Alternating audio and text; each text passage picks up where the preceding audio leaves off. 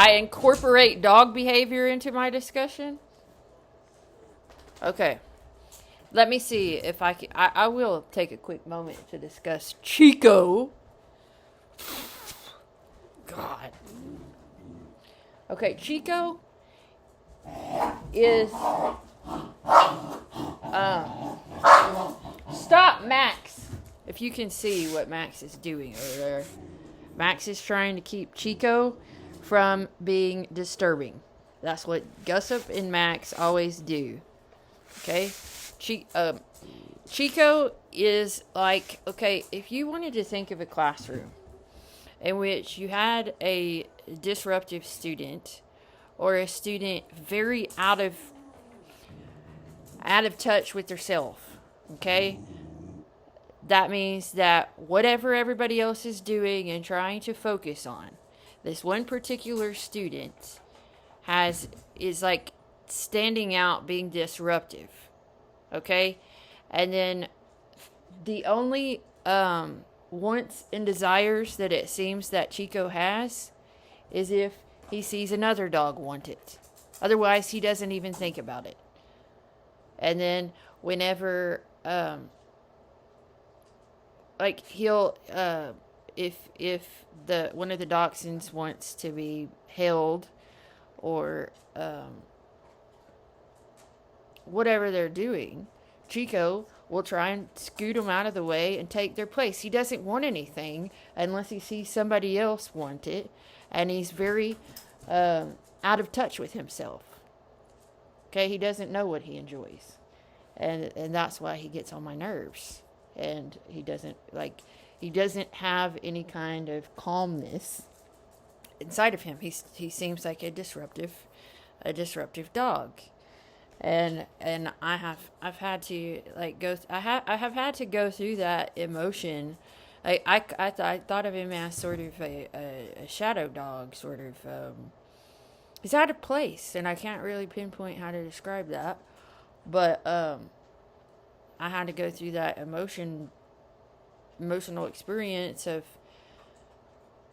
that I don't feel affection for him, but I still have to take care of him, kind of thing. And then I have to also try and analyze what's going on and why he seems odd. And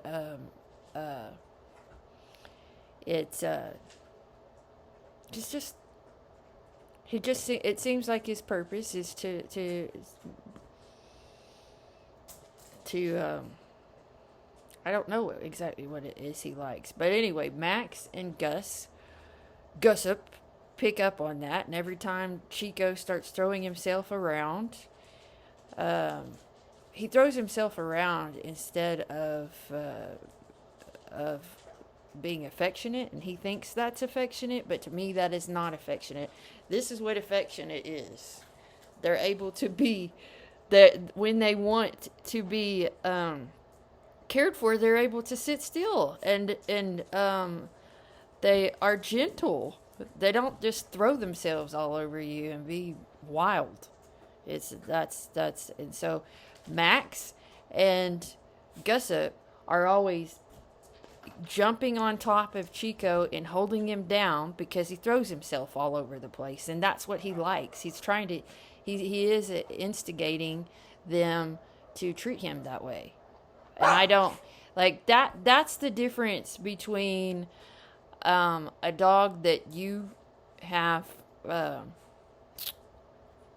guess, a personality in a dog, because they say that dogs sort of take on your own personality or your own characteristics when you have them. But I didn't have Chico as a small puppy, so I don't know what his circumstances were in the home that he came from. But he's very much different than any dog that I've ever had. Like dogs that I have act like this.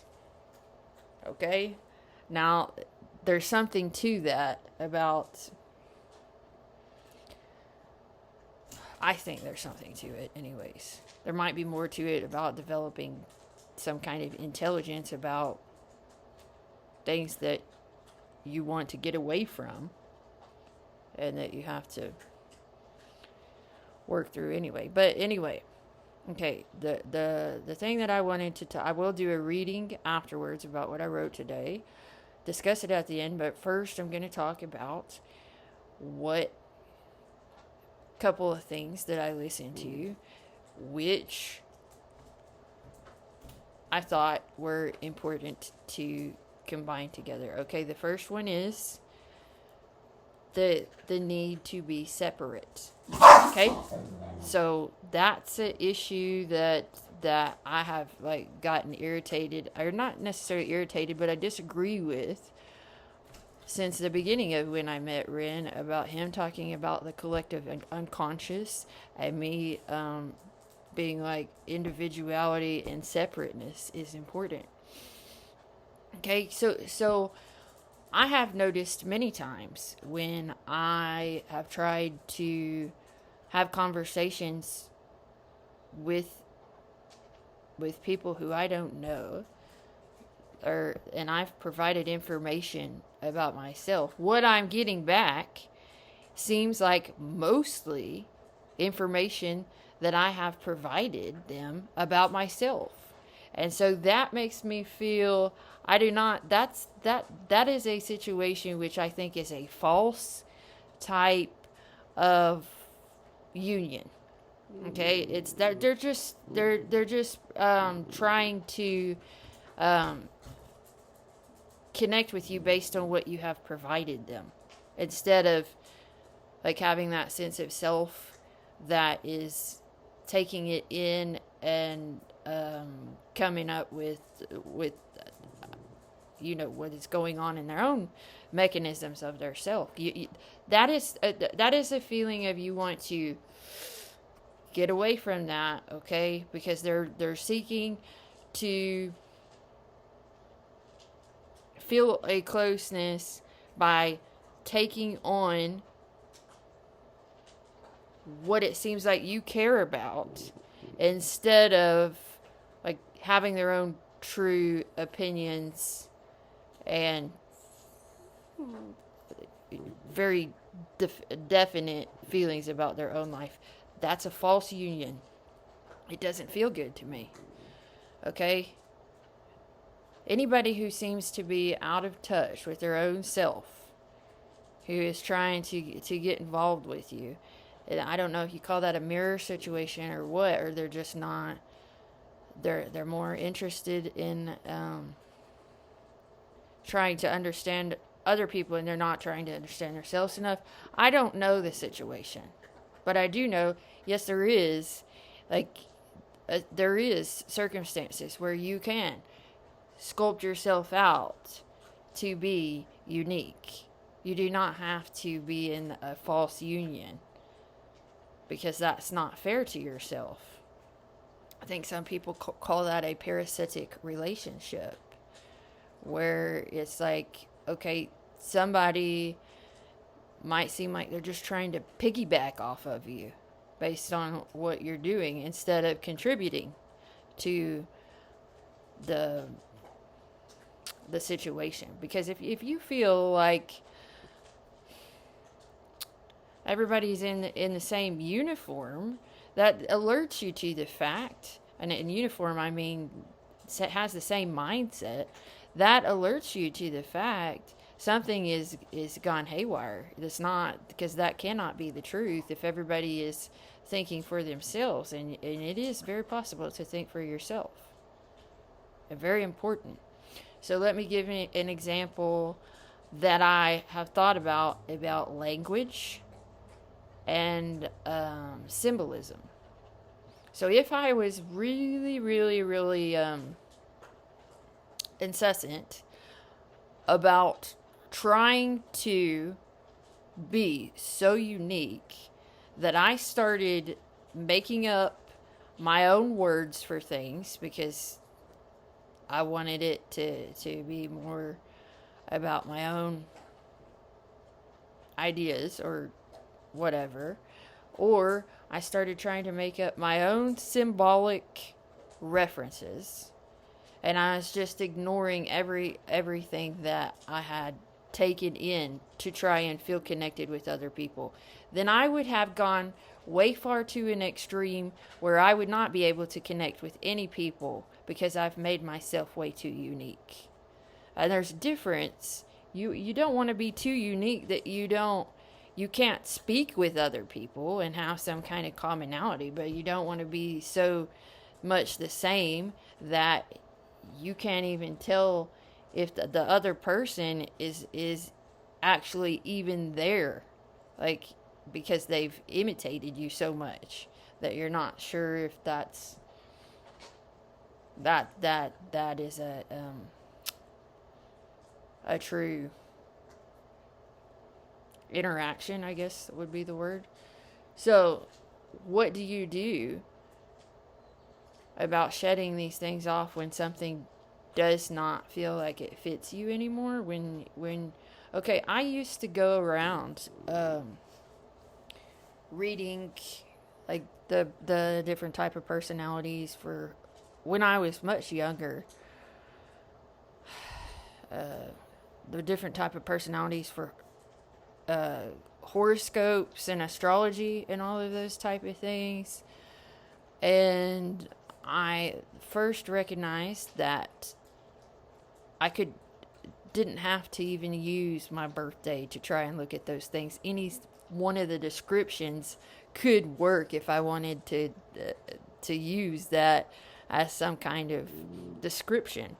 And then I figured out these descriptions are not even descriptive enough to be able to describe myself. And so I just pretty much lost interest in that. In the same way that I lost interest in tarot card reading. It was only a curiosity because of having that emptiness inside of myself that, okay, who am I? What do I care about? What makes me unique? And those questions. And I don't think there's anything wrong with doing that, but it's not anything that's going to last because it's the scaffolding thing that you talked about. It's not going to last. It'll fall off because you'll have to do more work to determine actually who you are and what you care about. So, that being said, what was the other thing that I wanted to discuss? Oh, that, like, keeping records of rights and wrongs in your head when it comes to who you think is trustworthy and is not going to hurt you. You're going to do that no matter what. But I think that it is, you're going to have to take into, I think this is advice to myself again, you're going to have to take into the tally about actually the health of yourself. Now, it's like you might not be able to predict the trustworthiness of a relationship before a relationship has gotten started. And even if something doesn't go like you want it to go, then you might, for myself, I would dig into the fact that if it went exactly like I wanted it to go, then I would not be necessarily equipped for any kind of circumstances which came up that I needed to be strong for. And if you're thinking about building a family, you need to be strong enough for whatever might come up. Okay? So I am not going to be like over here or over here when I'm evaluating. There's too many factors when you're considering the future to be able to make those kinds of judgment, and the consistency of being honest every day about how things make you feel and what your opinion or what your synopsis is about the current situation is the way that you build a trustworthy relationship. It's not the fact of whether or not you feel good all of the time or whether or not you think that the deed is loving or whatever it is. I think it is important. It is important for me to continue with that dissection and interpretation and analysis of why, what the greater purpose would be, and why it's important. Because I know how strength is built. Okay, and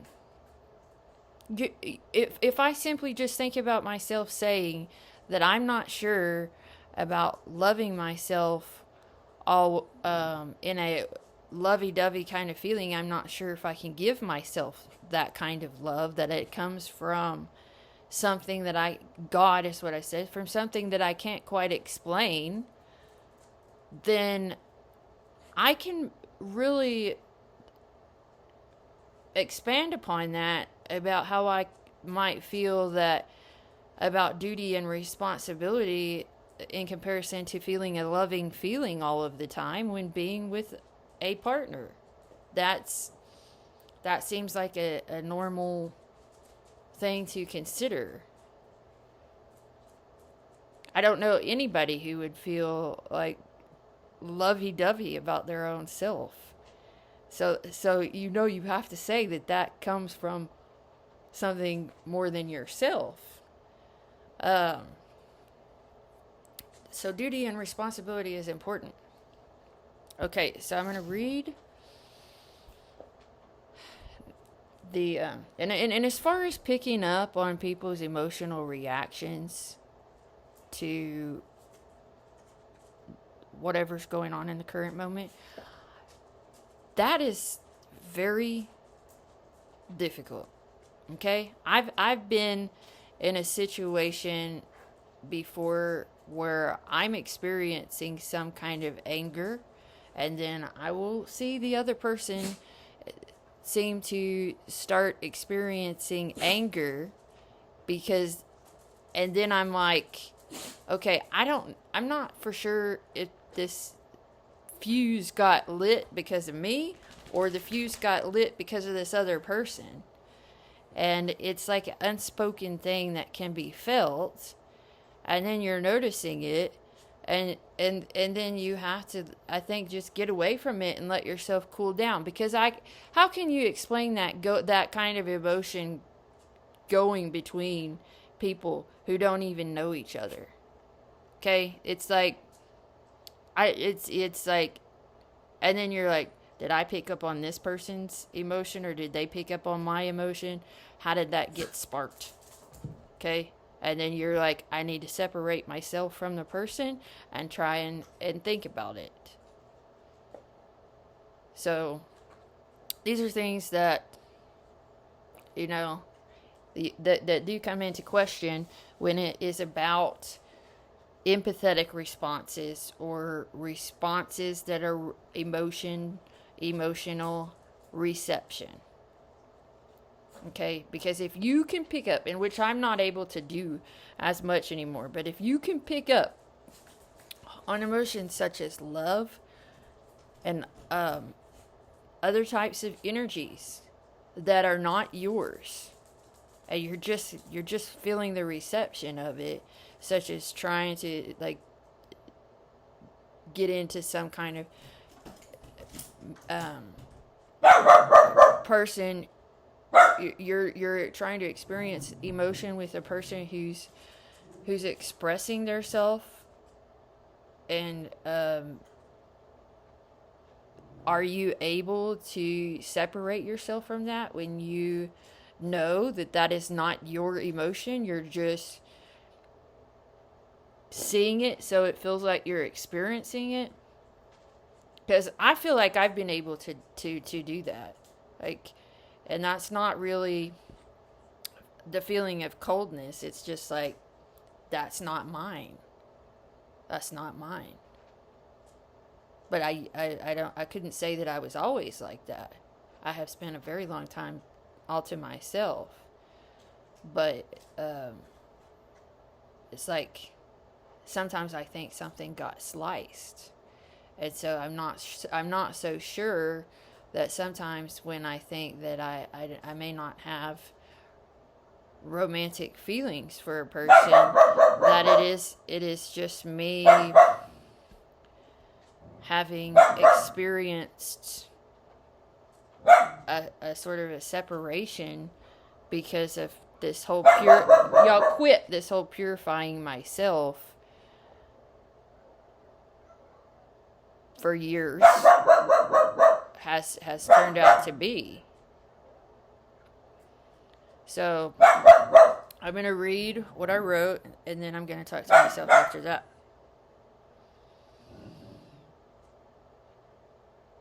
About betrayal and loyalty.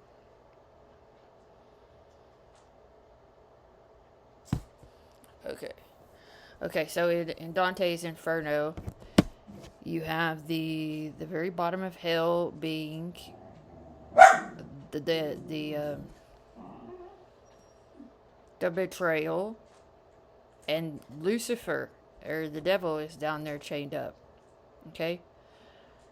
So, if I, talk about a betrayal, okay, and I have thought that I experienced betrayals in my past. Quit, okay? What can I do about that now, which makes me feel empowered, that I can, have some kind of authority, internal authority and power within myself? And my solution is that, quit that, Pippi, is that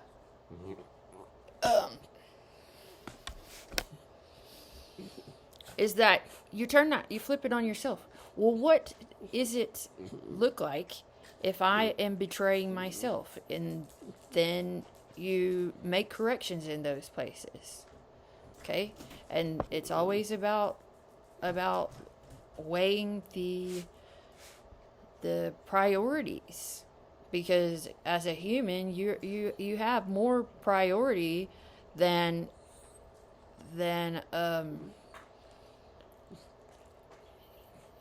housekeeping and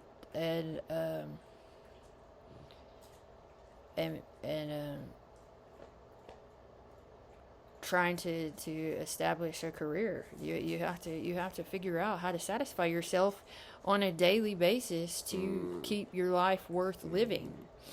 Okay, there are so many factors and variables involved in that, and I think it is important that I detail and explain those things out. Okay, so if I assume, or if I think, okay, I asked for this family, and these people have that I have gotten to know have worked with me, and may have their hopes and their contributions wrapped up in this idea that I have been asking for. And if it seems like to the other person that I might look like I want to back out of it because of being afraid of the trustworthiness of the romantic partner that I have been focusing on, then what is betrayal in that circumstance, when it is a knitted fabric of people who all are involved in a goal that you're trying to get started? Well, I'm not going to read this whole thing. You have to put yourself in situations that are good for you, and stay honest with that in the everyday situation, and value that these plans could actually work out. You don't have to jump ship. You can keep putting your foot forward and taking moves of trust, even though it does not always feel pleasant. Okay? That's what this is advice to myself. If you actually feel, which I do, cared about and value these people that you have been working with, then you value their time and their investment as much as your own. Okay?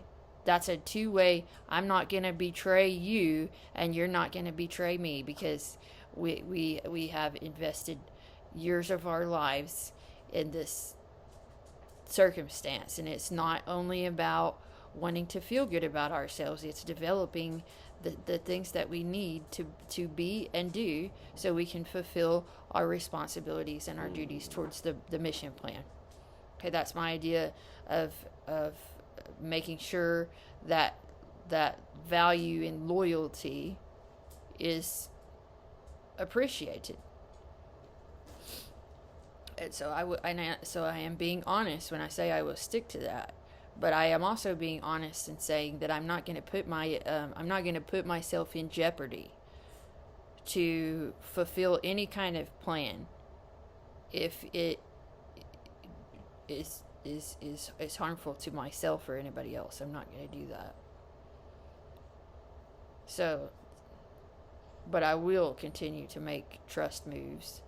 And if I say I'm going to do something, I will do my best to continue with it. And that's commitment.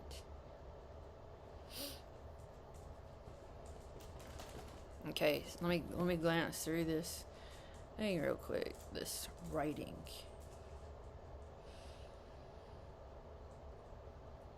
Okay. So I talked about the whole being careful of biasing yourself, where you're paying more tribute to emotionally intense experiences over the reliability and consistency of a person who has decided to stick with you. Okay, that's very important to look at, because emotionally intense experience shouldn't override the daily consistency. Okay, so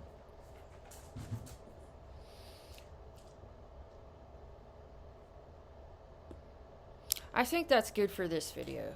Now I might come back and try and talk about what I wrote this morning a little bit later, but if I don't have that at the top of my head right now as to wanting to discuss it again, then I think that what I discussed for this video is good for right now.